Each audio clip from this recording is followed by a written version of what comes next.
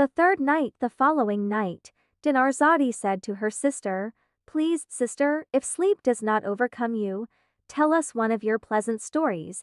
The king added, "Let the merchant's story end, for I would like to hear it." "As you wish," Scheherazade replied. As it dissipated, they saw the genie approaching them, holding a steel sword in his hand. "If I tell you what happened to me and these dogs, and you find my account even more strange and astonishing than what happened to you and the merchant, will you free him?" The genie replied, "Yes, I will."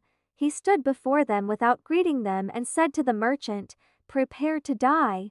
The merchant and the old man began to weep. "When my father died, he left behind 3 sons and gave each of us as much money as he had given the other. Each of us took his money and owned a shop. Soon after, my older brother, one of the dogs, sold the contents of his shop and went on a trade trip abroad to earn a lot of money. A whole year passed when I saw a beggar in my shop. 'Don't you recognize me?' the beggar asked me, his eyes filling with tears. When I looked at him closely, I realized he was my older brother. I hugged him and led him into the shop. I asked him what had happened to him. 'I lost my money,' he replied. I took him home with me and gave him half of my money. I said to him, 'Live your life as if you had never come to this.'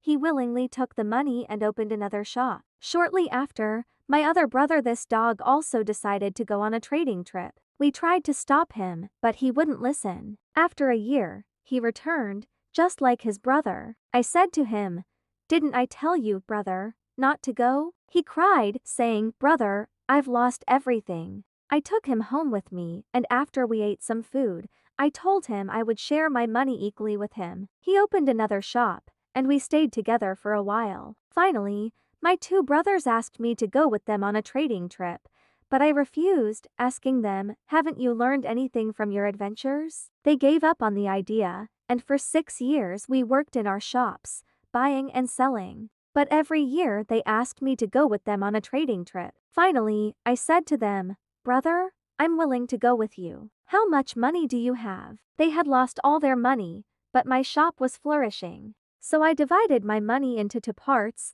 then divided the first part between the 3 of us, saying, 'I'll bury the other part in the ground, just in case what happened to you happens to me.' Their response was, 'That's a wonderful idea.' After I closed my shop, we bought trade goods, chartered a large ship, and set out on our journey. We sailed day and night for a month. At that moment, Scheherazade realized it was morning and stopped talking. As dawn broke, Dinarzade said to her sister, 'What a strange and interesting story.' Scheherazade replied,